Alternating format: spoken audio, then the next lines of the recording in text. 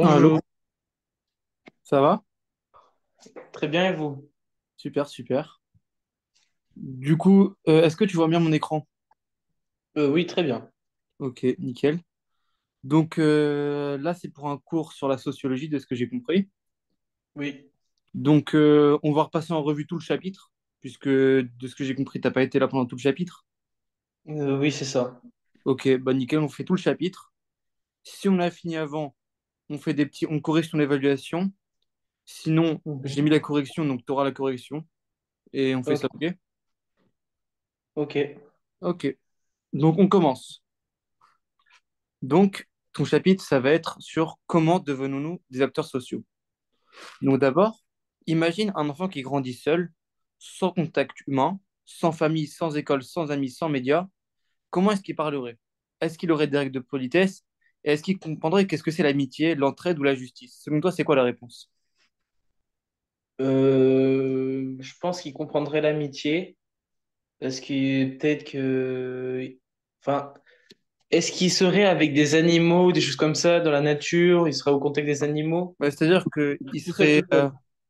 sans la socialisation qu'on a nous, c'est-à-dire la façon dont on nous a éduqués. Hmm, ok. Donc, en fait, l'amitié, c'est quelque chose, même si certains animaux ils l'ont, c'est très humain. Donc en fait, la réponse c'est non, parce que l'enfant il n'aura ni langage pour parler, ni culture et ni comportement social. Parce que pour devenir un membre de la société, il faut apprendre des comportements, des normes, des valeurs, et cet apprentissage, ça s'appelle la socialisation. Donc la socialisation, la définition, c'est un processus fondamental pour tout être humain. Elle commence dès la naissance et dure toute la vie. Aujourd'hui, donc, on va comprendre dans le grand 1 qu'est-ce que c'est que la socialisation, dans le grand Mhm. 2 qui est-ce qui nous socialise, et dans le grand 3 si cette socialisation, elle est la même pour tous. Ok. Ok, donc là, on fait le grand 1. Donc, qu'est-ce que la socialisation?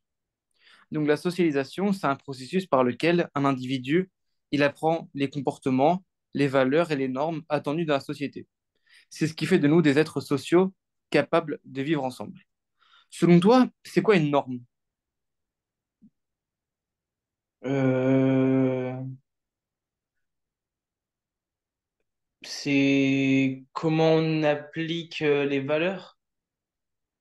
Ouais, c'est à peu près ça. En fait, les normes, ça va définir ce qui est normal. En fait, ça vient du mot normal, ou normal vient du mot norme plutôt. En fait, c'est des règles qui définissent comment on doit se comporter. Donc, on a des normes qui sont formelles et celles qui sont informelles. C'est quoi la différence selon toi entre une norme formelle et une norme informelle? Euh, une norme informelle, c'est pas très précise, et une norme formelle, c'est précise. Ouais, c'est ça. En fait, une norme formelle, ça va être écrit dans la loi. Par exemple, interdiction de voler, etc. Mhm. Les normes qui sont informelles, c'est celles qui vont être transmises dans son éducation par les coutumes. Donc, par exemple, tu rentres dans une salle, tu dis bonjour, comme là, tout à l'heure, dès que tu es rentré dans l'appel, tu as dit bonjour. Ça, c'est une Oui. norme qui est informelle. C'est-à-dire que c'est pas marqué dans la loi que tu dois dire bonjour, mais tu le dis par politesse. Et ça, c'est une norme. Ok, oui, oui. Donc, Je une vois. exemple de norme, ça peut être ne pas tricher à l'école, respecter une file d'attente ou se tenir correctement à table. Tu comprends? Oui. Et du coup, selon toi, c'est quoi la différence entre une norme et une valeur? Puisque là, on va voir ce que c'est une valeur. Les valeurs, c'est quelque chose de personnel que on monte dans notre estime. C'est des normes qui Ouais, sont différentes à chaque personne un peu. ouais, ça peut être personnel, mais on en a quand même qui sont générales, comme par exemple le respect. Oui. Donc, les valeurs, c'est des grands principes qui orientent nos actions et nos jugements. Elles expliquent donc pourquoi certaines normes existent. Regarde, je vais donner des exemples de valeurs. On a le respect, qui justifie la politesse et l'écoute, la liberté, qui justifie la liberté d'expression, et la solidarité, qui justifie l'entraide. Donc, en fait, là, c'est des valeurs qui entraînent des normes. Tu comprends? Oui. C'est-à-dire que cette valeur-là, elle va, quand on l'applique, eh bien, elle admet des normes pour elle.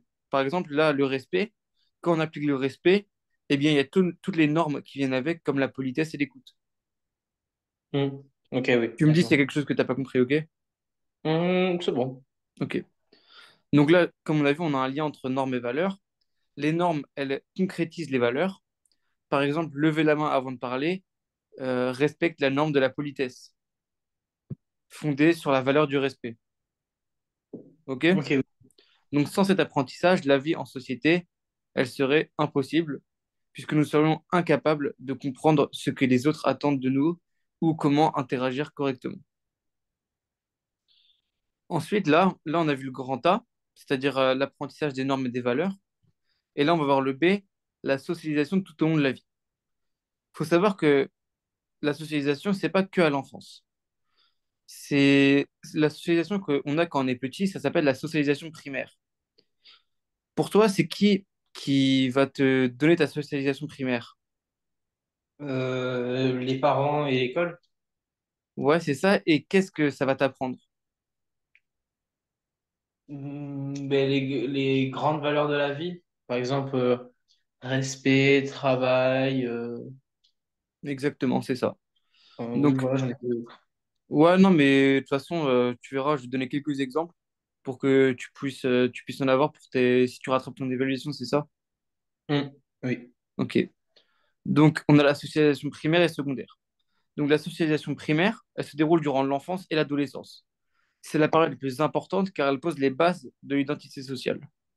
Donc, elle concerne l'apprentissage du langage, les premières normes, c'est-à-dire dire bonjour, ne pas frapper, partager, et les premiers rôles sociaux.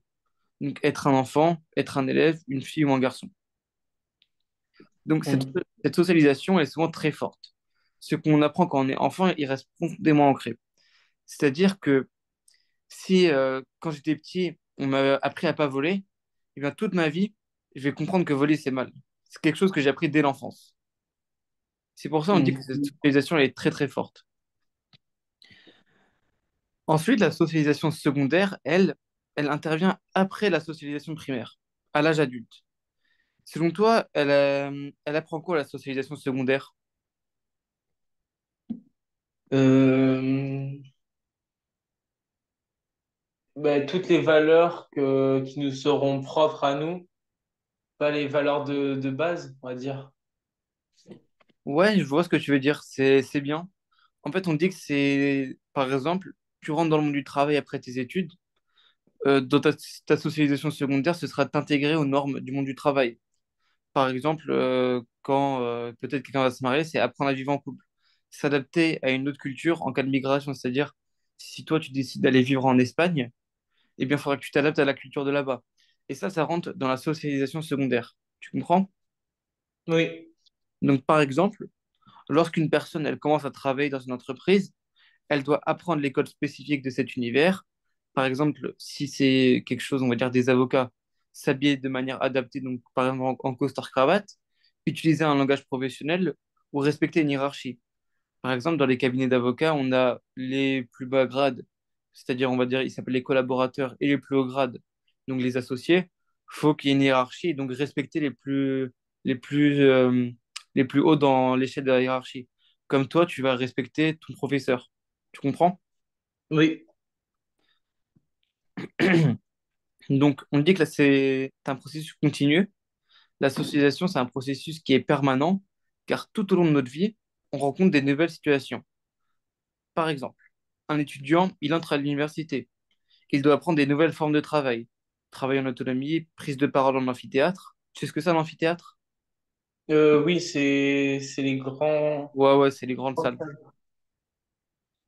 Mm. Et ça marche même à la retraite. Un retraité, il doit apprendre à réorganiser ses journées sans l'emploi du temps du travail.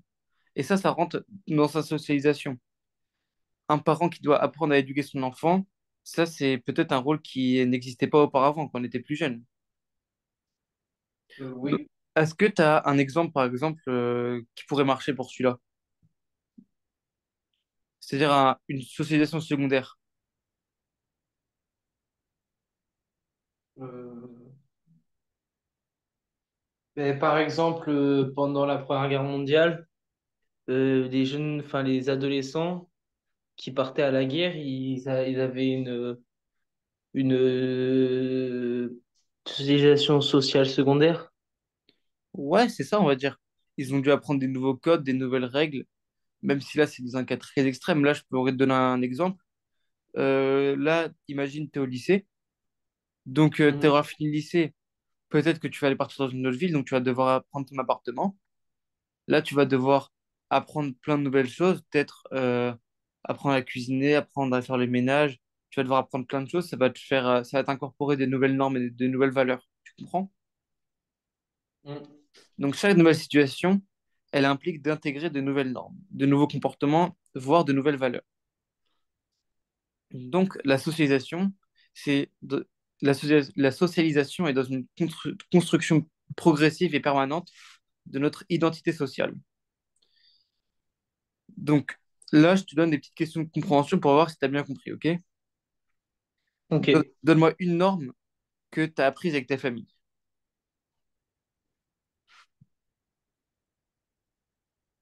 Bah, tout simplement le respect. Est-ce que tu es sûr Ou- que le respect, c'est une norme? Ah non, c'est une valeur. Ouais, exactement. Mais le respect, il entraîne quoi? Euh... Là, je sais pas trop. Bah, par exemple, le respect, il entraîne la politesse. Ah oui, La oui, politesse, c'est une norme. Tu comprends? oui. Par exemple, je pense que ta famille, elle t'a appris à dire bonjour avant d'entrer dans une salle. Ou quand tu rentres dans ta salle, tu dis bonjour à ton professeur, par exemple. Ça, c'est une norme, tu vois. Du coup, Oui. maintenant, cite-moi une valeur importante dans notre société. L'égalité? Ouais, c'est vrai, c'est l'égalité, c'est dans notre société. Et maintenant, décris une situation pour voir si tu as bien compris où tu as dû apprendre une nouvelle règle. C'est-à-dire une nouvelle norme que tu as dû incorporer récemment, par exemple. Euh, Mais il y a pas longtemps, je suis allé faire un stage sportif à Barcelone et Ok. j'ai appris les règles déjà des Espagnols, comment ça marchait, tout. Ouais, ouais, tu t'es Alors que là, intégré à la culture espagnole, du coup. oui, c'est ça. Et donc, ça t'a fait intégrer des nouvelles normes. Oui. Non, c'est très bien. Ok. Donc, est-ce que le grand 1, c'est bien vu? C'est-à-dire là, on a vu qu'est-ce qui socialise, qu'est-ce que la socialisation. Donc, la socialisation, donc, normes et valeurs, normalement, je pense que tu as compris. Oui. Et la socialisation tout au long de la vie, donc avec la socialisation primaire et secondaire. Tu peux me rappeler ce que c'est la socialisation primaire et secondaire? Ben, la socialisation primaire, c'est ce qu'on apprend par enfin, c'est les normes et les valeurs des parents et de l'éducation nationale. Ouais, on Et va dire quand on est plus jeune. la socialisation secondaire, c'est quand on est un jeune adulte, par exemple, quand on rentre dans le monde du travail. Ouais, plus largement, tu pourrais dire que la socialisation primaire, c'est la socialisation qui se déroule pendant l'enfance. Et la socialisation secondaire, c'est la socialisation qui se fait à l'âge adulte. OK? Oui, OK, donc là, on va voir qui socialise. Grand A, la famille et l'école. Il faut que tu saches que la famille, c'est la première instance de socialisation. Dès la naissance, elle joue un rôle essentiel. Donc, on a l'apprentissage de la langue maternelle, la transmission des premières règles de politesse et l'enseignement des normes alimentaires, vestimentaires et comportementales. C'est-à-dire alimentaire, on va dire manger proprement, manger, on va dire assez sainement, euh, oui. vestimentaire, s'habiller de manière correcte quand tu fais un événement important, par exemple, et comportemental, c'est-à-dire te comporter bien, par exemple, à l'école, même dans la vie de tous les jours. Ça, c'est Oui, les ok. premières normes que ta famille, elle va te faire, elle va t'enseigner. Ok, oui. Et la famille, elle transmet aussi des croyances, des manières de voir le monde des habitudes culturelles. Comme on voit par exemple, ça peut être religieux, souvent, on va dire une famille chrétienne, elle va transmettre à leurs enfants l'éducation chrétienne, comme pour les musulmans. Ça va être Mhm. religieux, ça peut être dans des manières de voir le monde, ça peut être plein de trucs, ça peut être culturel. Donc, la socialisation de la famille, elle est très importante, comme ça va définir qui on est.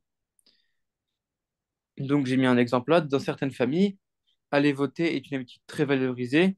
Dans d'autres, l'engagement politique est moins discuté. Donc, imagine, tu grandis dans une famille où personne vote. Toi, plus tard, quand tu vas grandir, tu as vu que ta famille ne le faisait pas, donc tu te dis, bah, pourquoi je le ferais? Oui. Alors que quand on grandit dans une famille où tout le monde vote, Mhm. logiquement et naturellement, on va aller voter dès qu'on le peut, puisque ça paraît normal. Oui, ouais. Tu comprends? Oui. Ok. Ensuite, l'école, elle poursuit la socialisation en parallèle. C'est-à-dire qu'en même temps que la famille, l'école, elle va socialiser l'enfant, mais avec des objectifs différents. Pour toi, ça peut être quoi les normes que l'école va apprendre? Euh, Les normes et les valeurs même. Mes valeurs, c'est respect, travail. Ouais, Euh, les normes, c'est faire ses devoirs ouais, et lever la main quand on prend la parole. ouais, très bien. Bah, donc, il va apprendre à respecter les règles collectives. Donc, par exemple, attendre son tour, respecter l'enseignant. C'est-à-dire Mhm. que ça, c'est des normes, c'est pas des valeurs, c'est des choses qu'on doit comprendre. Intérioriser des valeurs communes à la République, dont liberté, égalité, fraternité, ça, tu l'as très bien dit. Même si tu as donné des exemples différents, c'est très bien. Et se former à vivre dans un espace commun avec des individus différents. Ça, c'est très intéressant puisque avant d'aller à l'école, tu vivais que avec ta famille. Et là, dans cette socialisation avec l'école, tu vas apprendre à vivre de manière collective avec d'autres gens. Donc, l'école, c'est un lieu où l'enfant, il est évalué, ce qui enseigne d'autres normes, la compétition, la performance, l'esprit critique, par exemple. Ok, oui. Ok. Là, on va voir les groupes de pairs et les médias. Tu sais ce que c'est un groupe de pairs ou pas? Par exemple, c'est un groupe de potes, quoi. Ouais, c'est ça exactement. Ça va être un groupe de potes, comme tu dis, les camarades, les collègues, et ils deviennent particulièrement influents à l'adolescence. Donc, eux, ils vont te socialiser également. Les groupes de pairs, ils peuvent influencer les goûts musicaux et vestimentaires. Par exemple, ça peut être si tous tes potes ils vont écouter ce rap-là, et ben peut-être que toi, tu vas te mettre à écouter celui-là aussi. Ça peut être des Ok. habitudes de langage, ça peut être des comportements sociaux également. Par exemple, sortir, euh, aller faire la fête, par exemple, etc. Donc, les groupes de Mm. pairs, ils influencent énormément, puisque ça va être des groupes que tu vas fréquenter très fréquemment. Par Ok, exemple, du oui. coup, un adolescent, il peut commencer à porter des baskets d'une certaine marque pour être accepté dans son groupe. Après, là, c'est un exemple assez, on va dire, c'est pas exactement le cas comme ça, mais plus pour s'intégrer, on va dire. Donc, Ok. la socialisation par les pairs, elle est dite horizontale, puisque les membres du groupe sont égaux, ce qui rend leur influence parfois plus forte que celle des adultes. Tu vois ce que je veux dire ou pas quand je dis horizontale? Oui, oui. Parce que regarde, attends, tu vois mon écran ou pas? Oui. Là, on va dire, si on parle de toi avec un prof, ça va être vertical. Toi, tu vas être là.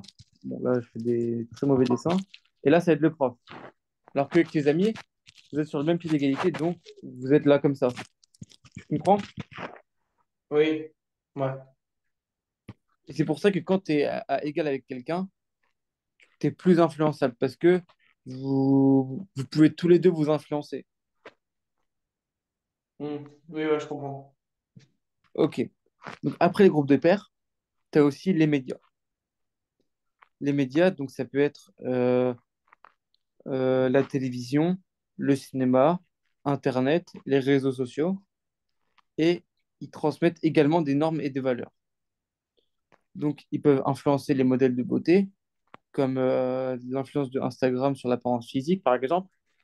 les comportements de consommation avec les publicités, les tendances de mode et les pratiques culturelles, ce qui est lié à la mode donc et ce qui est considéré comme on va dire cool. Ok? Est-ce que tu Oui. peux me donner un exemple, par exemple, quand on dit les modèles de beauté, en quoi ils vont influencer? Euh, ben, ah si, oui, par exemple, au Moyen Âge, les hommes, ils préféraient plus les femmes plus rondes, alors que maintenant, c'est des femmes plus fines. Ouais, voilà, ça va être ça par exemple. C'est-à-dire que on va prendre des modèles, par exemple, ça va être on va et en fait, comment ils vont le poster sur Instagram, ils vont faire beaucoup de vues, eh bien les gens vont s'identifier à ça et vont considérer ça comme la norme. Imaginons, euh, il y a un style vestimentaire quelconque, et donc si cette personne est influente, eh bien tout le monde va se dire, ok, bah je m'habille comme ça. Et donc c'est comme ça que les normes, elles s'appliquent. Tu vois ce que je veux dire ou pas? Oui, oui. Et dans les comportements de consommation, comment, comment tu pourrais expliquer une socialisation à travers cela? Euh,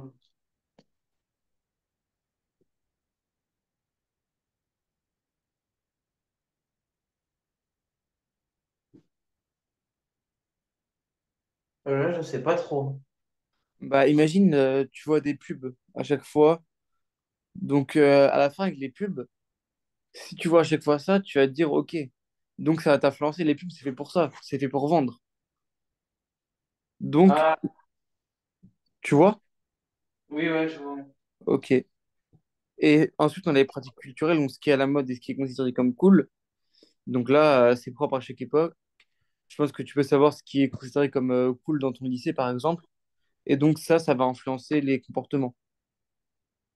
Oui, Par exemple, on a les séries Netflix, elles popularisent certains styles de vêtements ou certaines expressions. oui, Et ouais. les challenges sur TikTok, ils diffusent des comportements qui peuvent être imités dans le monde entier. Donc, les médias, ils créent des nouveaux référentiels communs et ils peuvent parfois contredire les valeurs transmises par la famille et l'école. Tu comprends? Parce que, imaginons, l'école, ils vont toujours te dire, ouais, il faut faire des longues études.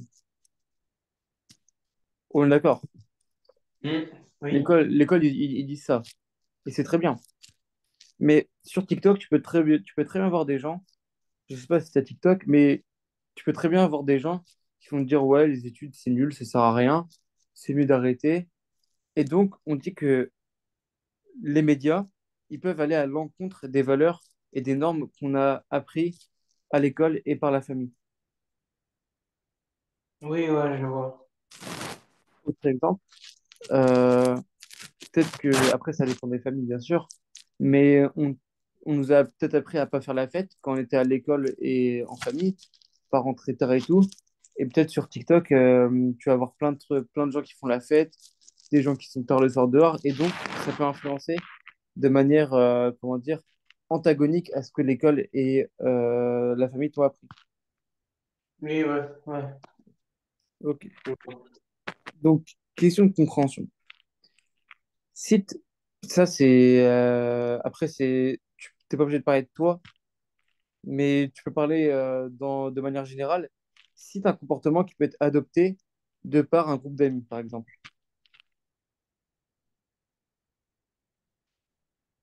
Euh,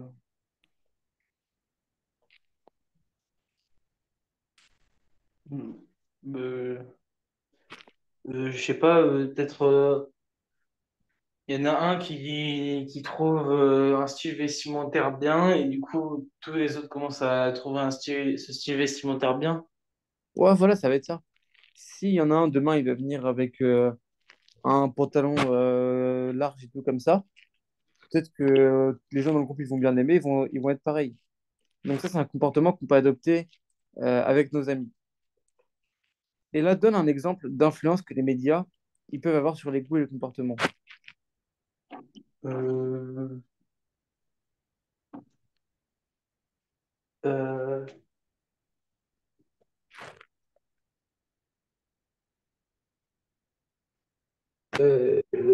Sur, sur les styles musicaux, par exemple. Ouais, Ça, sur TikTok, il y en a, ils vont bien aimer des styles musicaux et du coup, il y en a plein d'autres qui vont aimer ce style-là. ouais, voilà, ça va être ce que les médias ils vont mettre en avant. S'ils mettent en avant tel artiste, et ben cet artiste-là, forcément, il va être plus écouté, et donc il va être mis en avant, et donc il y aura un engouement autour de cet artiste, par exemple. Tu Et comprends? ouais. Mm. C'est bien compris ou pas le grand 2? Oui. De toute façon, après, je t'interroge sur tout. Je refais un récap. OK? Mhm. Ok. OK, grand 3. La socialisation est-elle la même pour tous? Donc A, la socialisation différenciée selon le milieu social. Donc, on va voir que la socialisation, elle varie en fonction de l'origine sociale.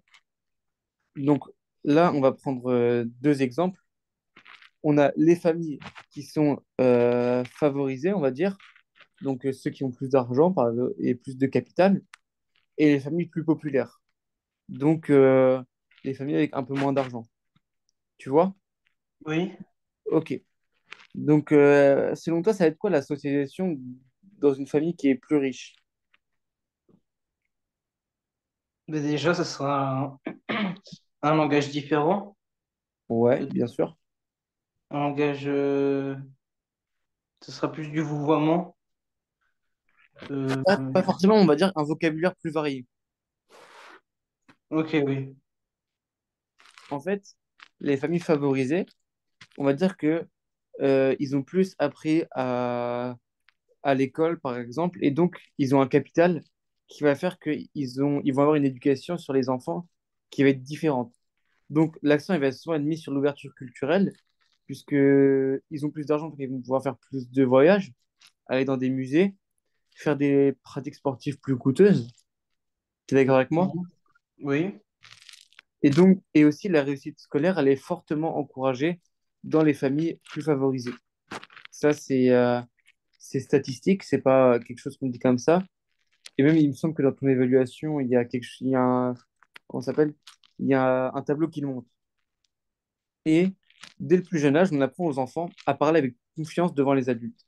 C'est-à-dire que les familles favorisées, les enfants de familles favorisées, ils vont de un être meilleurs à l'école et de Mhm. deux, ils vont être meilleurs à l'oral aussi. Et aussi, ils vont avoir donc une ouverture culturelle qui va être supérieure à celle des familles moins favorisées, puisqu'ils vont pouvoir faire plus de voyages, ils auront donc une meilleure culture, ils vont aller voir des musées et ils vont avoir des pratiques sportives qui vont être plus coûteuses, par exemple du golf ou de l'équitation. Mhm. Oui. À l'inverse, dans les familles plus populaires, on dit, l'accent il est plus mis sur... après, là, je mets les choses très larges, mais ça peut être dans les deux. Tu peux très bien avoir quelqu'un d'une famille populaire qui est très bon à l'école. Mais statistiquement, Oui. l'accent Oui, est oui. mis, on va dire, sur la débrouillardise, l'esprit d'entraide, on va dire. Les attentes scolaires, elles peuvent être différentes, donc parfois moins valorisées. Parce que si, imaginons, un enfant, il a des parents qui sont ouvriers, souvent, s'ils sont ouvriers, c'est qu'ils n'ont pas fait des longues études. Mhm. Et donc, les parents qui, eux, n'ont pas fait de longues études, vont pas forcément encourager leurs enfants à en faire de longues. Et, et c'est normal, s'ils n'ont pas grandi dans ce Oui, milieu-là. oui, Donc, oui. euh, on dit que ils ont des attentes scolaires souvent plus basses. Et le respect de l'autorité et des règles, il peut être plus fortement souligné. Même si ça va être dans les deux. Mhm. Oui. Donc, par exemple, dans une famille de cadres, tu vois ce que c'est ou pas des cadres? Oui. Un enfant, lui, il sera plus facilement inscrit à des activités extrascolaires. Par exemple, du piano, du théâtre, etc. Et dans une famille ouvrière, on encouragera peut-être plutôt l'enfant à entrer sur le marché du travail. Donc, peut-être que dans un bac pro, il y aura plus d'enfants de familles défavorisées parce que ils veulent rentrer plus vite sur le marché du travail. Parce que après un bac général, le mieux c'est de continuer puisqu'on n'a pas beaucoup de débouchés après un bac général. Il faut aller Oui. dans le supérieur. Alors qu'après un bac pro, on peut aller directement travailler. Oui, ouais, je vois. Donc, la socialisation, elle joue un rôle important dans la reproduction des inégalités sociales. Puisque ça, on peut dire que c'est une inégalité. Puisque Oui. déjà, à la naissance, on est entre guillemets destiné. Après, c'est pas écrit noir sur blanc. On peut changer ça. Mais on est destiné déjà à peut-être faire des longues études ou pas. Oui. Donc ça, on dit que c'est une inégalité sociale. Ensuite, on a une socialisation qui est différenciée selon le genre. Donc, je voudrais dire de ça d'abord.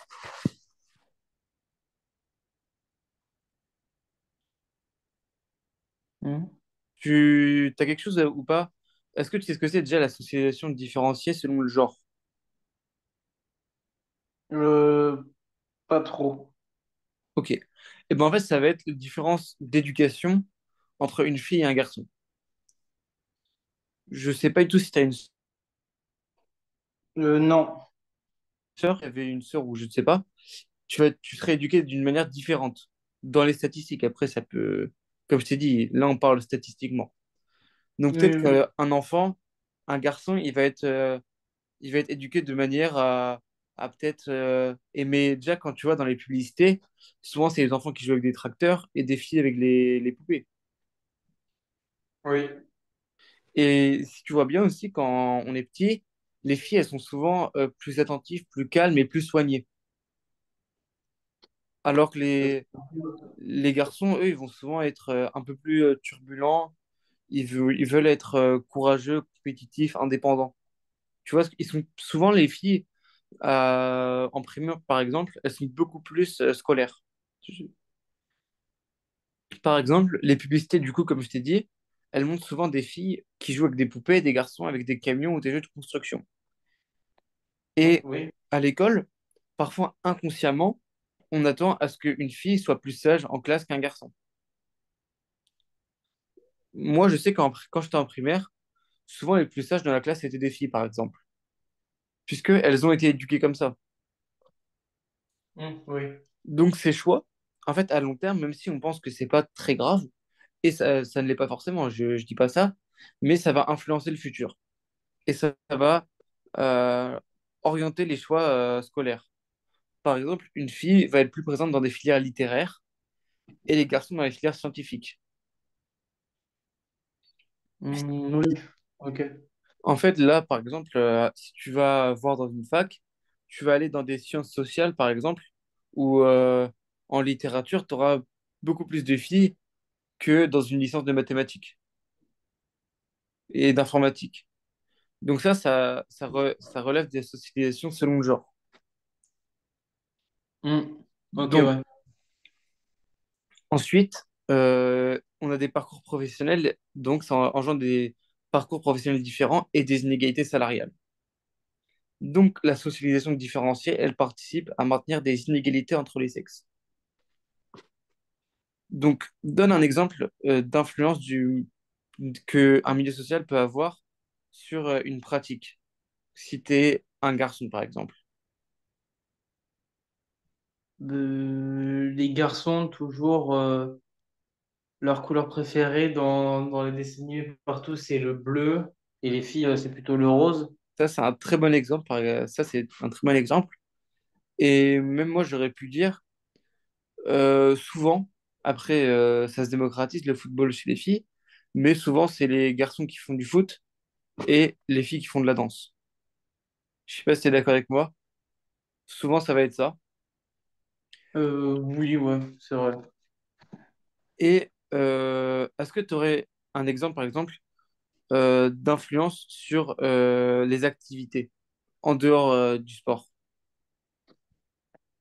Euh,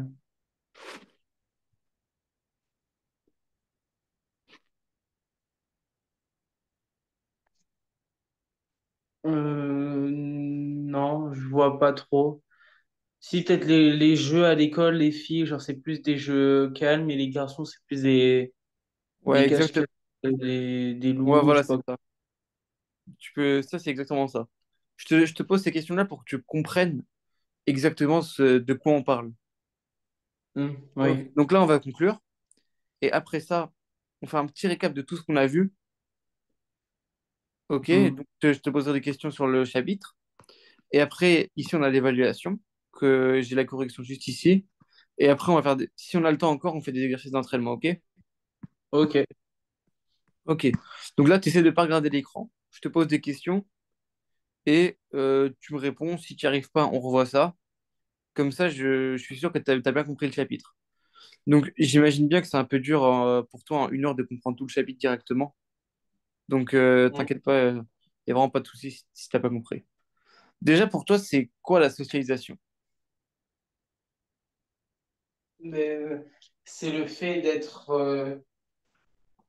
de pouvoir accéder à la société. Ouais, la socialisation, elle va t'apprendre à vivre en société. Oui, Donc, la ah oui, voilà. définition, je peux te la surligner ici.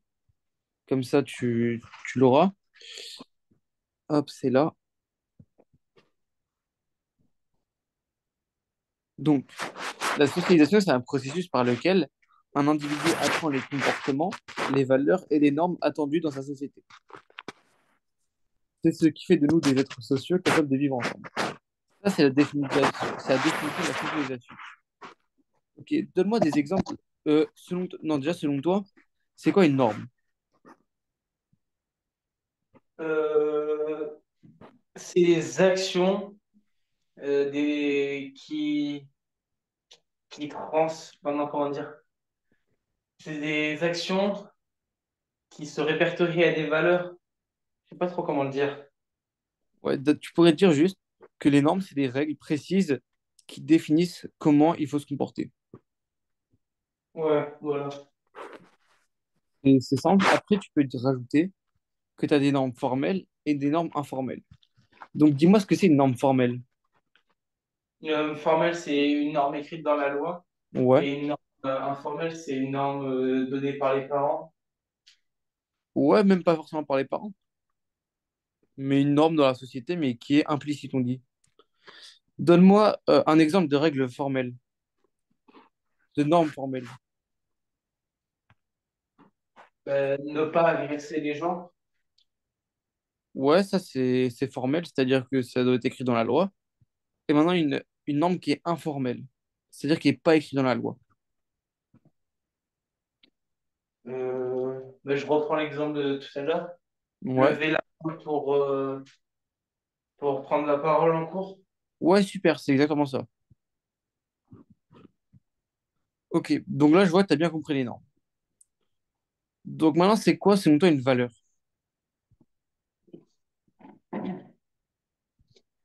C'est une façon de penser, un peu. Ouais, on va dire que c'est des grands principes qui orientent Oui, nos actions et nos jugements. de se poser. Ouais, et ça, est-ce que, selon toi, les valeurs, elles entraînent certaines normes?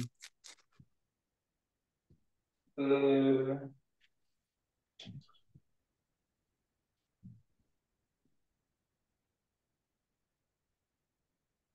oui, je pense.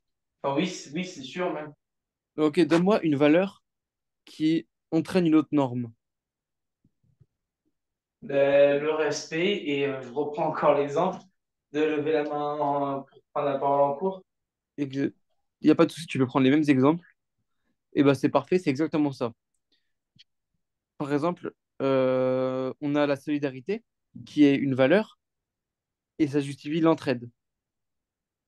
C'est-à-dire que, Ah oui. imagine, toi, tu vas aller aider un camarade, c'est pas écrit dans la loi que tu dois l'aider, mais comme tu es quelqu'un qui a appris la valeur de la solidarité, eh bien, tu vas aller l'entraîner, naturellement. Mm. Oui. Ok, donc ça, je vois, tu as bien compris. Tu me dis si tu as une zone d'ombre un peu sur tout ça, je t'explique, il n'y a pas de souci. Ça te va là? Oui. Ok. Là, tu... c'est quoi les deux types de socialisation?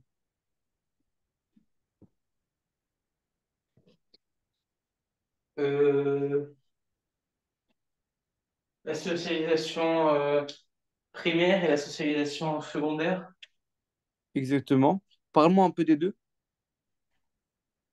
La socialisation primaire, c'est celle dans la jeunesse, et la socialisation secondaire, c'est celle quand on est adulte. Exactement. Oula, pardon. Qu'est-ce que tu apprends pendant la socialisation primaire? Euh, bah, les règles de base, par exemple, je sais pas, le respect, encore une fois, le travail, euh, Ouais, la... c'est ça, c'est bien. Ouais. Les règles que tu vas apprendre, c'est dire bonjour, ne pas frapper, partager, par exemple. Ça, c'est dans la socialisation primaire. Qu'est-ce que tu apprends dans la socialisation secondaire? Les valeurs d'une entreprise et... Ouais, plutôt les normes. Plutôt Comment? les normes. Tu peux juste dire, c'est par exemple apprendre à vivre tout seul, par exemple.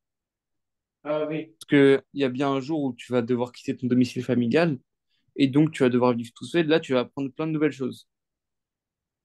Oui, je vois. Ok. C'est quoi la socialisation qui est la plus forte entre la primaire et la secondaire?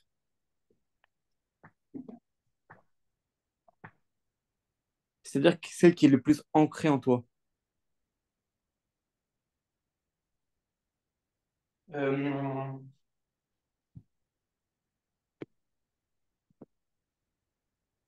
Celle qui est le plus ancrée en moi, c'est le respect. Non, je te parle, c'est la socialisation primaire ou la socialisation secondaire qui est le plus forte. La primaire. Exactement. C'est ça. On dit que c'est la socialisation qui est la plus forte parce que quand on apprend quelque chose quand on est petit, eh bien, on va le retenir toute notre vie. Ok. Donc, socialisation primaire et secondaire, ça t'as bien compris ou pas? Oui. Tu me dis, hein, vraiment, il n'y a pas de problème. Non, mais là, oui, j'ai tout Ok. compris. Donc, ça, t'as bien vu. Ok. Là, franchement, il nous reste à peu près une petite quinzaine de minutes, 10 minutes. Tu veux qu'on continue comme ça ou qu'on voit un peu ton évaluation? On commence à voir l'évaluation, ouais. Ok, on va faire ça. Ok. Bah donc, déjà, tu vas essayer de répondre aux questions. Et sinon, il y a la correction juste en bas. Donne la définition de la socialisation, puis explique son objectif. La socialisation, c'est du coup le fait d'être introduit dans la société. Ça, c'est plutôt son objectif, je pense. Ah oui, ouais. Non, c'est d'apprendre des valeurs les valeurs et les normes de la société. Ouais, c'est ça. Oui, donc c'est d'être introduit dans la société. Ouais. Donc, la socialisation, c'est un processus par lequel un individu apprend et intériorise les normes et les valeurs, les rôles et les comportements attendus dans la société. Donc ça, c'est ce que tu as dit, c'est très bien. Et l'objectif, ça permet aux individus de s'intégrer dans la société, de vivre en groupe et d'adopter des comportements nécessaires à la vie sociale. OK? Ça, pas Ouais. trop dur là. Là, c'est du cours. Non. Franchement.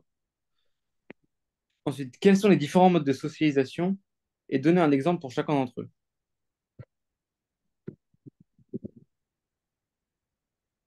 Tu dirais quoi? Euh,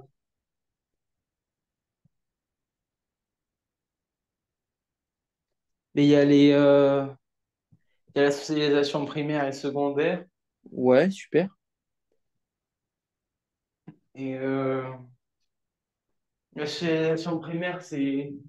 Est-ce qu'on a... Quoique, non, ah non, c'est des exemples pour les deux. Euh, D'abord là, on va pas le faire maintenant parce qu'il nous reste plus beaucoup de temps. Mais là, tu aurais dit socialisation primaire, socialisation secondaire. Tu aurais donné la définition des deux. Et après, tu aurais donné les exemples. Comme ça, là, tu as tous les points.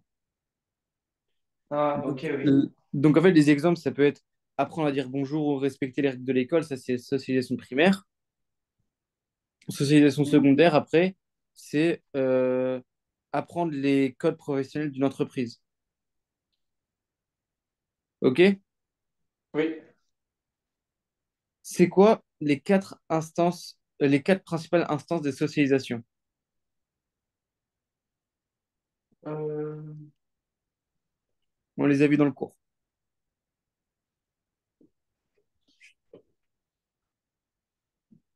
c'est les parents, l'école, La famille, on va dire plutôt.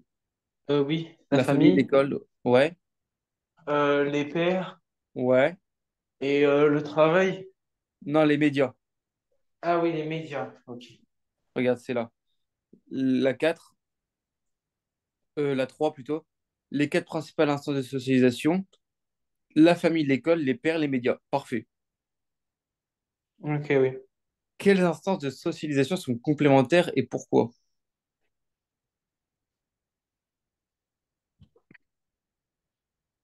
Euh, les instances de socialisation complémentaires, c'est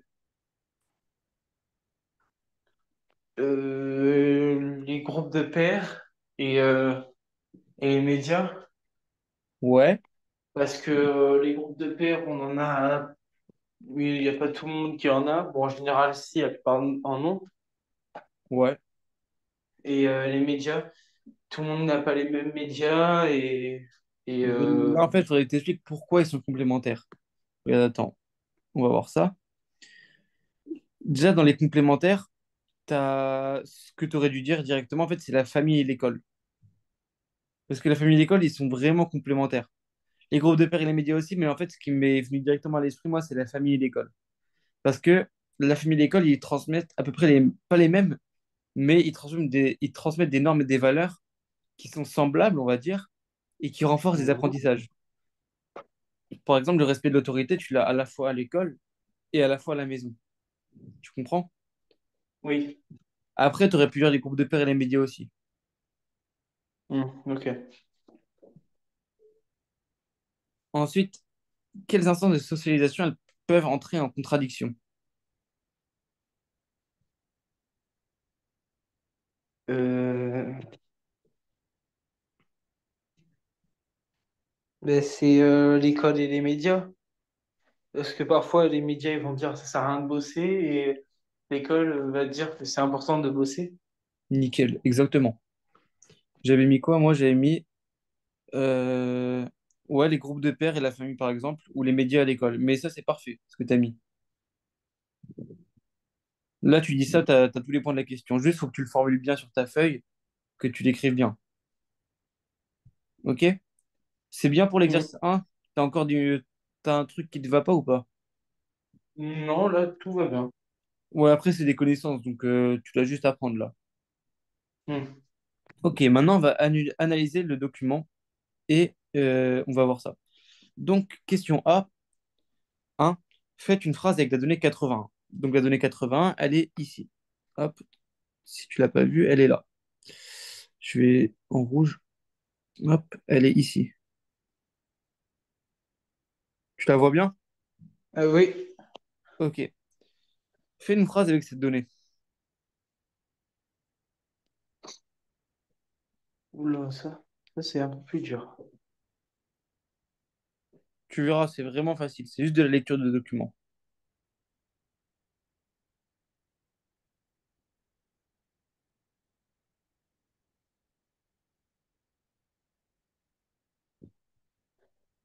Euh, 80% des enfants de cadres professionnels, Ouais, profession intermédiaire intermédiaires ou indépendant. ou d'indépendants obtiennent le baccalauréat.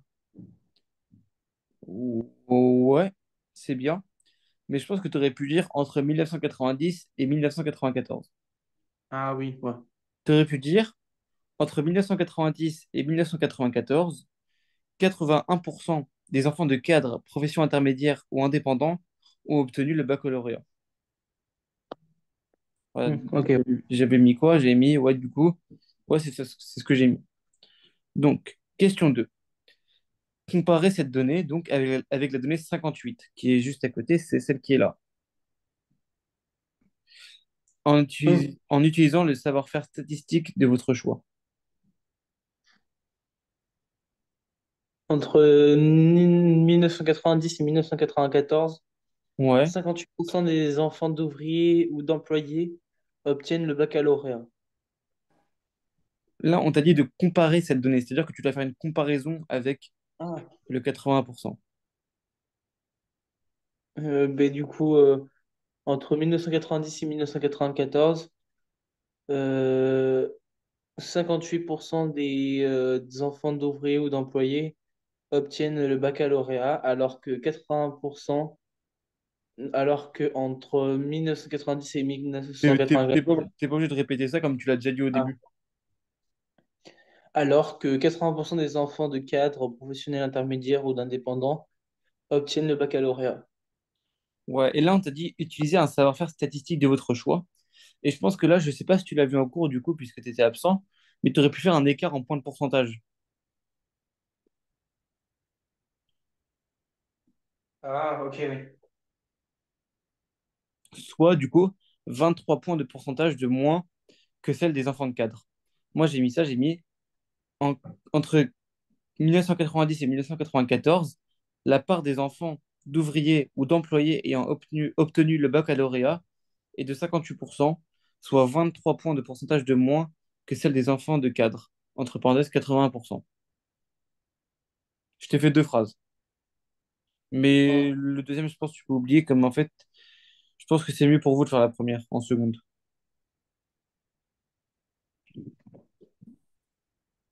Tu t'as compris? Oui. Tu pourrais me refaire la phrase? Oui. Alors, Allez.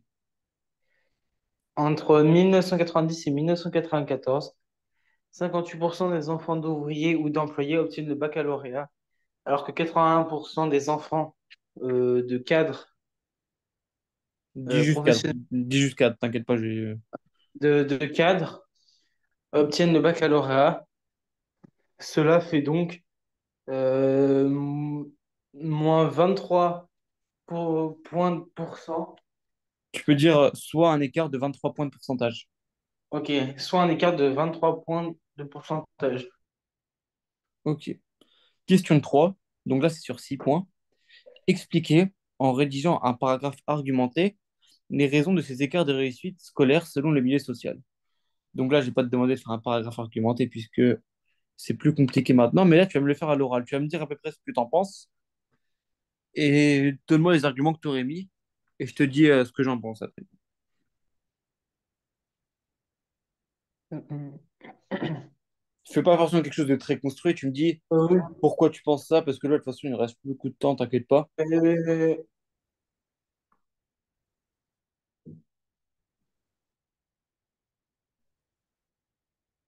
je pense il y a un écart de réussite qui cadre dans la même socialisation que les enfants d'ouvriers.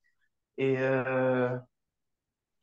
les enfants de cadre sont plus incités à travailler à l'école et faire de longues études, alors que les enfants d'ouvriers sont plus incités à moins travailler et à faire de moins longues études pour pouvoir être dans le milieu, être dans le monde du travail plus rapidement.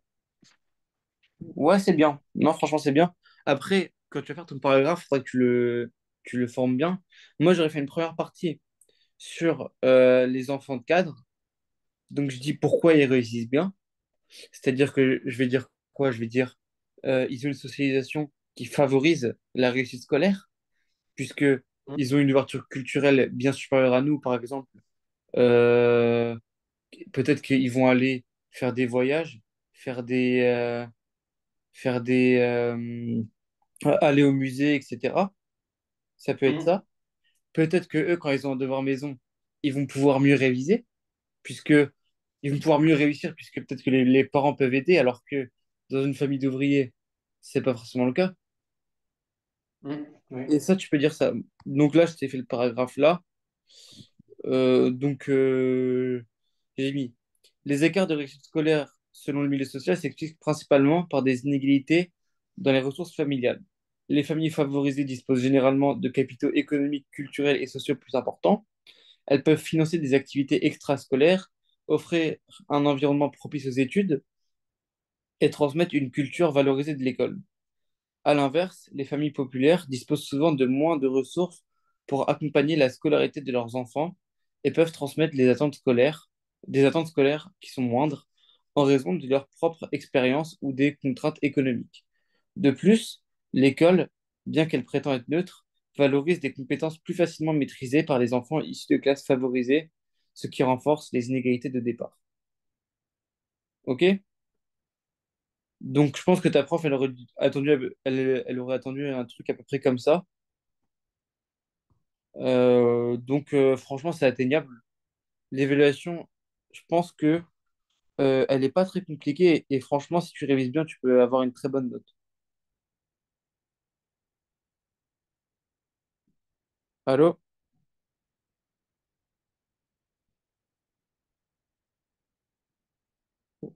On est parti.